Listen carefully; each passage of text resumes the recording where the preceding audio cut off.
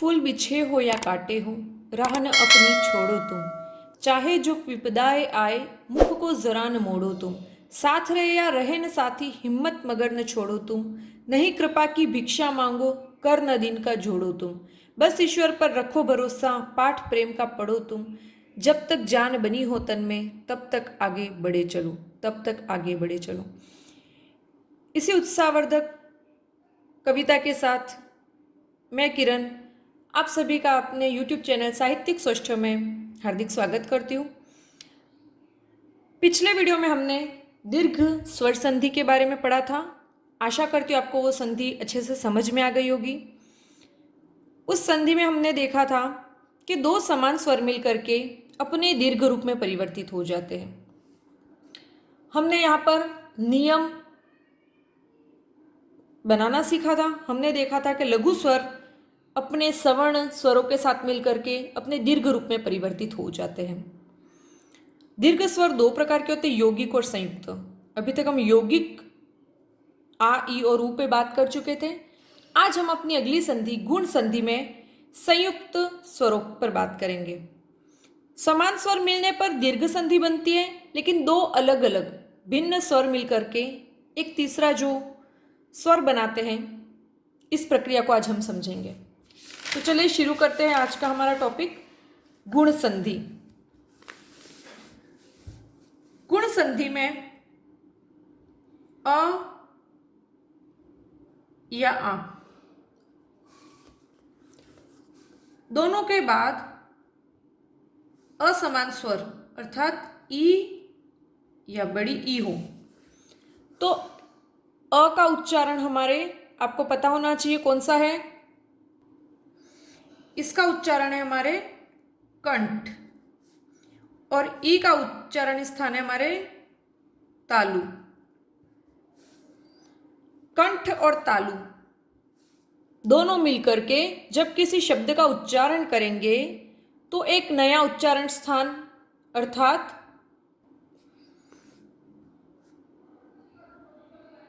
एक साथ हम कहे तो कंठ तालु, मतलब अब यहां पर वो वर्ण आएगा जिसका उच्चारण हम कंठ और तालु दोनों से करते हैं, अर्थात अ और ई इन दोनों के उच्चारण के बीच से बनने वाला जो वर्ण है, अर्थात अ या आ के बाद अगर ई या ई आता है तो हमारे सामने जो वर्ण उपस्थित होता है वो ए है। देखो, संधि हो, व्याकरण जो है वो विज्ञान पे चलती है। अगर आप अपने उच्चारण स्थानों पर ध्यान देंगे तो आपके लिए संधि सबसे आसान चीज होगी। तो आप ध्यान दें, किसी भी वर्ण का उच्चारण करते हैं तो उसका उच्चारण स्थान कैसे है, आप किस तरीके से उसका उच्चारण कर रहे हैं, तो इन शब्दों पर अगर आप ध्यान देंगे तो अपने आप ही हमको उनका हल निकल आएगा। जैसे कि हम उदाहरण लेते हैं, महा धन ईश, ठीक है। इन वर्णों को अलग करते हैं। म में क्या मिला हुआ है, अ स्वर है, पीछे हा व्यंजन है, ह में क्या मिला हुआ है, आ, फिर पीछे ई और श आधा और श में अ स्वर जुड़ा हुआ है। अब हमारे स्वर संधि है, तो स्वर संधि हमेशा कहाँ होगी, दो स्वरों के बीच में। तो यहाँ पर व्यंजन स्वर स्वर, तो दो स्वर हमको मिल गए, आ और ई। आ और ई, महाधन ईश, ये दोनों सम्मिलित रूप से परिवर्तित हो जाते हमारे एक ध्वनि में, ठीक है। तो यहाँ पर पीछे श पूरा और यहाँ पर म पूरा और ह हलंत के साथ। अब ह में आधे व्यंजन में पीछे वाला स्वर जुड़ जाता है। इस तरीके से ये शब्द हमारे क्या बन जाता है, महेश। बहुत आसान है ना। तो देखो, महाधन ईश, आ और ई इन दोनों के बीच का उच्चारण स्थान है ए, ठीक है। तो इसलिए महाधन ईश मिलकर के महेश बनता है। ये हमारा हुआ नियम नंबर 1। नियम नंबर 1 क्या कहता है कि जब अ या आ वर्ण अपने पीछे आने वाले ई या ई वर्ण के साथ जुड़ते हैं तो ए में परिवर्तित, ए स्वर में परिवर्तित हो जाते हैं। अब दूसरे नियम की हम बात करते हैं। दूसरा नियम क्या कहता है, अ या आ वर्ण उ या उ के साथ मिले तो वो किस में परिवर्तित होंगे। अब अ का उच्चारण स्थान आपके कौन सा हो गया, कंठ, और उ का उच्चारण स्थान कौन सा है, ओष्ठ। ओष्ठ मतलब होठ, है ना। अब आप बताइए यहां पर कौन सा होगा, हम एक साथ भी बोल सकते हैं, कंठोष्ठ है,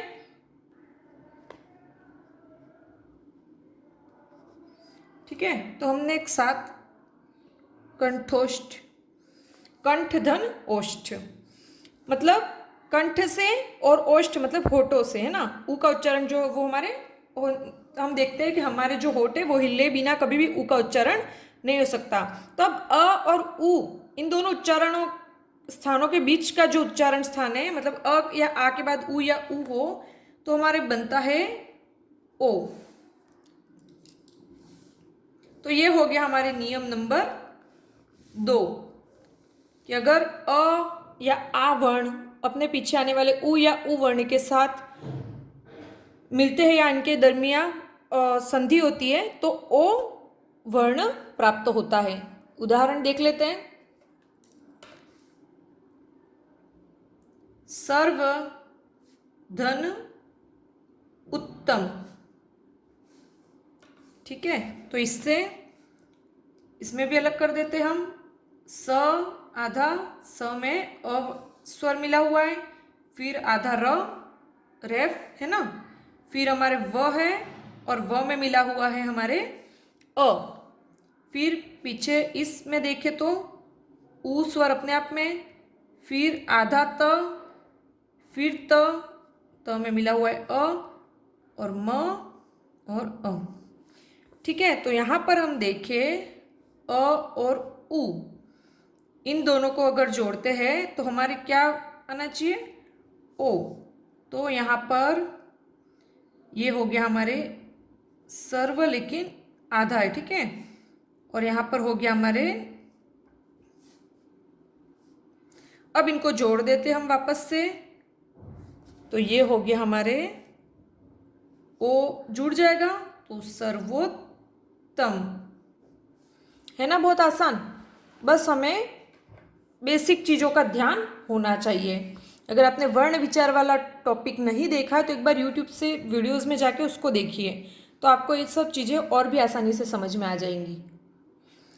अंतिम और तीसरा नियम गुण संधि का कहता है, अ या आ के बाद अगर री वर्ण आए तो ये किस में बदल जाएगा, हमारे अ या आ के बाद री आता है तो वो हमारे बदल जाता है अर में, है ना। लेकिन र हलंत होना चाहिए, मतलब र आधा होना चाहिए आपके, ठीक है। तो इसका भी एक एग्जाम्पल हम देख लेते हैं, जैसे कि महाधन ऋषि। तो यहाँ पर हा में आपको आ दिखाई दे रहा है और यहाँ पर री में, ऋषि में री, यहाँ पर हम अब बदलेंगे महाधन ऋषि और ये हो जाएगा अर में बदल जाएगा। एक बार इसकी भी पूरा अपन अलग कर देते हैं, मह धन आ धन री धन शी, ठीक है। तो मह तो वैसा वैसा, हा और री दोनों मिल करके अर में बदल जाते और शी, तो ये जो है वो ह पूरा हो जाएगा, मह, फिर शी और रकार जो है, रेफ जो है वो अपने पीछे वाले व्यंजन के ऊपर जुड़ जाता है। तो इस तरीके से महर्षि ये शब्द पूरा बन गया। तो इस तरीके से हमने तीनों नियम देख लिए, क्यों ये नियम है, और इन नियमों का से बनने वाले जो भी वर्ण है वो देखे। आज हम बहुत सारे एग्जाम्पल्स लिख लेते हैं और फिर उनको हल करते हैं। आपके सामने एक शब्द लिखा हुआ है नगेश। परीक्षा में पूछा जाएगा कि भाई इसकी संधि करके बताओ। हम जब भी शॉर्ट ट्रिक्स के नाम पर हमको क्या बताया जाता है कि जहाँ पर आ, बड़ी ई या बड़ा ऊ दिखे तो वहाँ पर दीर्घ संधि होती है, एक मात्रा दिखे तो गुण संधि हो जाती है, दो मात्राएं दिखे तो वृद्धि संधि हो जाती है, आधा वर्ण दिखे तो यण संधि हो जाती है। लेकिन इन ट्रिक्स के साथ भी आपको उन शब्दों को क्रॉस चेक करना ज़रूरी है, क्योंकि हर एक मात्रा वाला वर्ण ज़रूरी नहीं गुण संधि का ही उदाहरण हो, है ना। तो इन चीज़ों का आप ध्यान रखें। हमारे सामने एक नगेश शब्द दे दिया है हो और हमको पूछे कि इसकी संधि करनी है और आपको नहीं पता है कि इसकी संधि कैसे करें या क्या शब्द हो सकते हैं। तो देखो तीन वर्ण है इसमें, तो आप बीच वाले वर्ण से ही हमको मतलब इसको ब्रेक करना है, इसको तोड़ेंगे। तीन वालों में तो सीधी बात है भाई, बीच वाले में से हम, और गे ग में एक ही मात्रा भी है नगेश। अब ये एक ही मात्रा बनती कब है, जब आगे तो हमारे क्या होना चाहिए अवर्ण और उसके साथ क्या वर्ण जुड़ेगा ई वर्ण। मतलब हमको इस शब्द को ऐसे दो भागों में तोड़ना है जिसमें आगे अ या आ और पीछे ई या बड़ी ई होना चाहिए, क्योंकि हमारा नियम तो यही कहता है ए अगर बनाना है तो, और यहाँ पर एक ही मात्रा दिख रही है हमको।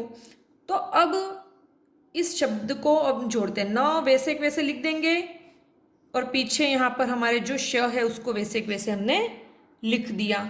अब जो गे शब्द है उसको हमको दो हिस्सों में बांटना है, तो यहाँ पर नग होगा या नगा ये चीज हमको पता रहनी चाहिए, ठीक है।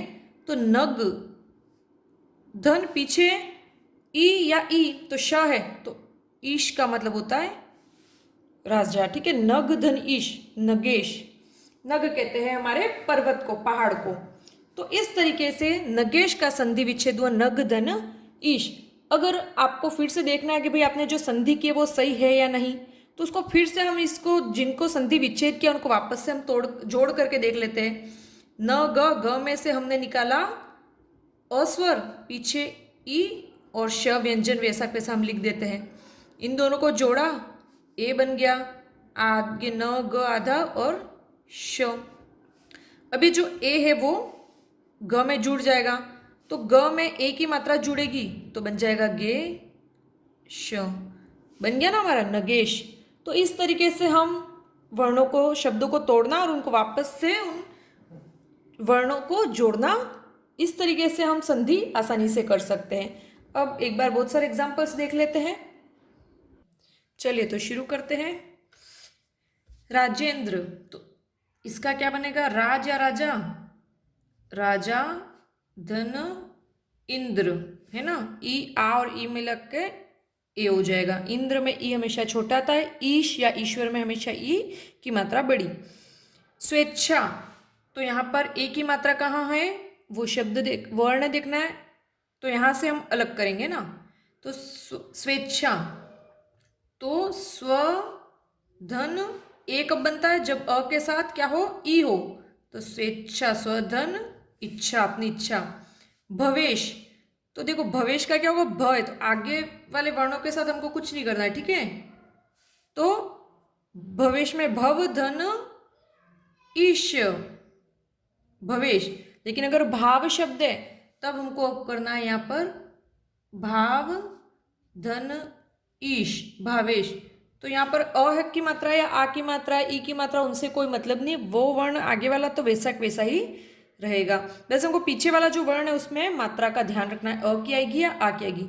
वर्षर्तु, तो देखो यहाँ पर वर्षा धन ऋतु, अर की हम बोलते हैं वर्षर्तु, तो वर्षर, तो अर अपने आप ही साउंड आता है ना अर का, तो मतलब री, तो यहाँ पर ऋतु। लोकोत्तर, तो इसका क्या बनेगा, लोक धन उत्तर। मेरे साथ साथ आप हल करते जाइए, बोलिए और आपके दिमाग में मात्राएं क्लियर होनी चाहिए। अगर मैं जो मात्राएं लिख रही हूँ वही है तो बहुत अच्छी बात है, लेकिन अगर आप मात्राएं कहीं मिस कर रहे हो तो उन शब्दों पे ध्यान दीजिए। कथोपकथन, इसका क्या बनेगा, कथोपकथन का कथ या कथा क्या होगा सोचिए।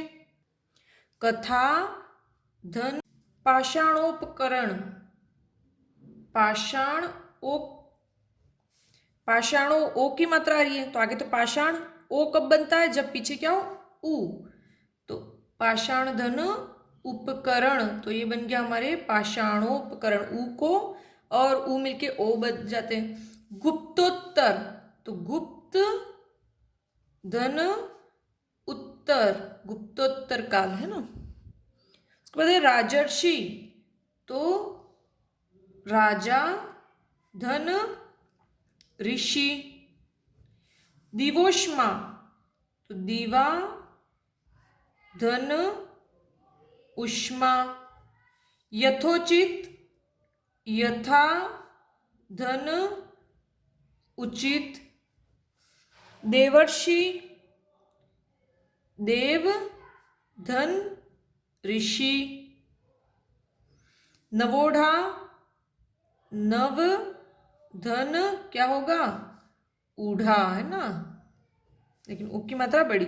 सर्वोदय, सॉरी सूर्योदय, सूर्य, धन, उदय। राकेश, राका आता है ना, राका, धन, ईश, राकेश। महोल्लास, महा, धन, उल्लास। उसके बाद है सप्तर्षि, सप्त, धन, ऋषि। प्रजेश, देखो ये भी अच्छा है ना, प्रजा शब्द क्या होता है, मूल शब्द सार्थक शब्द होता है प्रजा, धन, ईश, प्रजा का राजा। जयेंद्र, इसका क्या बनेगा बताओ, जयेंद्र का जया, धन, इंद्र, ठीक है। वाचेत्तर, वाचेत्तर का क्या बनेगा, आप सोचिए जरा। वाच, धन, इतर। और विवाहेतर का विवाह, धन, इतर। एग्जाम में हमेशा शुद्ध शुद्ध शब्दों में विवाहेतर लिखा होता है ना, तो इतर शब्द होता है, इतर नहीं होता है। तो इस शब्द को भी याद रखना, काफी समय आपको ऐसे विवाहेतर इस तरीके से लिखा और पूछेगा शुद्ध कौन सा, शुद्ध कौन सा है, तो विवाह धन इतर शुद्ध रूप ये है। ये तो जो 2 बार तो आता है वो गलत है। अगला है प्रेषिति, प्रेषिति का क्या होगा, प्र, धन, ईशिति, प्रेषिति। इतर, इतरेतर, ये इतर, धन, इतर। र में अ मिला है, इसमें ई मिला हुआ है, अ और ई मिल करके एक के, तो ये ई जो है वो ए में बदल जाता है यहाँ पर और विवाहेतर बन जाता है। दर्पोक्ति, तो दर्प, धन, उक्ति, मतलब जो अभिमान में या घमंड में कही गई बातें हो उसको दर्पोक्ति कहते हैं। 27वां शब्द है मद, मदोन्मत्त। मद, धन, उन्मत्त।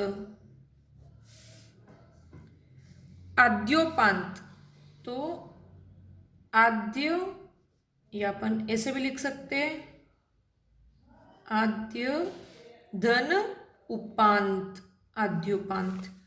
ग्रीष्म ऋतु, इसका क्या होगा संधि विच्छेद, ग्रीष्म है ना, ग्रीष्म मतलब गर्मी, धन, ऋतु, गर्मी का मौसम। महोदय, हमने महाशय पढ़ा था वृद्धि संधि में, अब महोदय जो है उसका होगा महा, धन, उदय। जैसे महोदय भी पढ़ते हैं तो महाधन उदर। जलोर्मी, जलोर्मी का क्या होगा, जल, धन, उर्मी। उर्मी में ऊ की मात्रा बड़ी, उर्मी का मतलब होता है लहर, मतलब पानी की लहर, ठीक है। आगे देखते हैं नवोन्मेष, तो नव, धन, उन्मेष। ओ की मात्रा है तो ऊ लगाना है, ए की मात्रा है तो ई लगाना है। रसनेन्द्रिय, तो रसना, धन, इंद्रिय।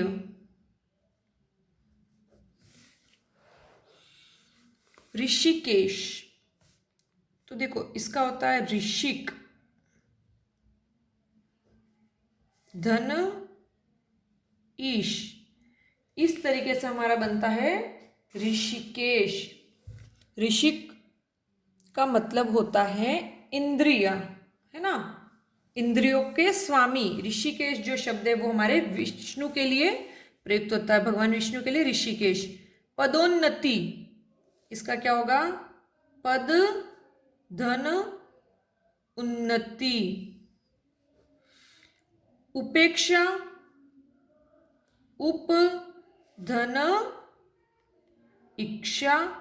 अगर अपेक्षा होता तो अप धन इक्षा हो जाता। धीरोदात्त, धीर धन उदात्त। ज्यादातर हमको संधि विच्छेद करने तो आता है लेकिन मात्राओं का ज्ञान नहीं होता और वहां पर हमारा सवाल गलत हो जाता है। परमेश्वर, परम धन ईश्वर। नीलोत्पल, नील, नीला नहीं करना ना, नील धन उत्पल। रसोद्रेक, इसका क्या बनेगा? रस धन उद्रेक। अभी तो आपके सारे सही है यूं लग रहा होगा, लेकिन जब चारों अलग अलग संधियों के एग्जाम्पल एक साथ आएंगे तब थोड़ा हमको टफ पड़ता है। अभी तो क्या एक ही संधि हम सॉल्व कर रहे हैं तो बस आराम लगता है हमको। भारतेंदु, तो भारत धन इंदु। अब ऑप्शंस में आपको भरत धन इंदु भी मिलेगा और भारत धन इंदु भी मिलेगा, लेकिन तब हमको विकल्पों को अच्छे से पढ़ना है। हमको मतलब नहीं है कि यहाँ पर आ का आ वर्ण है या अवर्ण है या ई है, हमको सिर्फ इन दोनों वर्णों से मतलब है। तो भारत लिखा है तो भारत लिख दो, भरत लिखा है तो भरत लिख देना है। धीरोदात्त, धीर धन उदात्त। शाकोपजीवी अर्थात शाक धन उपजीवी, शाक खाकर जीवन जीने वाला। गणेश, गण धन ईश। जलोर्मी, जल धन उर्मी। कण्वर्षि, कण्व धन ऋषि। शकुंतला जी के जो शकुंतला और दुष्यंत वाली कहानी पढ़ी है, उस कहानी में शकुंतला के जो पालक पिता थे उनका नाम था कण्व ऋषि। रमेश, रमेश का क्या बनेगा? रमा। इसमें आपको ध्यान रख, कहीं कहीं ऑप्शंस में आपको राम मिल जाएगा तब कंफ्यूज नहीं होना ना। रमा धन ईश। जो मात्रा यहाँ पर मात्रा हमको डिसाइड करनी है, यहाँ वाली मात्रा से पर हमारा कोई जोर नहीं। रमा धनीश, रम तो होगा नहीं, तो रमा धनीश मतलब लक्ष्मी के जो पति है। यथेष्ट, यथा धन इष्ट। महोत्सव, महा धन उत्सव। और अंतिम है देवेंद्र, तो देव धन इंद्र। तो इस तरीके से गुण संधि के जो 50 उदाहरण है जो हमने एक साथ सॉल्व किए। आशा करती हूँ गुण संधि आपको समझ में आ गई, बहुत ही आसान है। और इससे रिलेटेड अगर कोई शब्द है जिसकी संधि विच्छेद आपको नहीं आता है तो आप कमेंट बॉक्स में कमेंट कर सकते हैं। आज का वीडियो यहीं समाप्त होता है। बहुत बहुत धन्यवाद।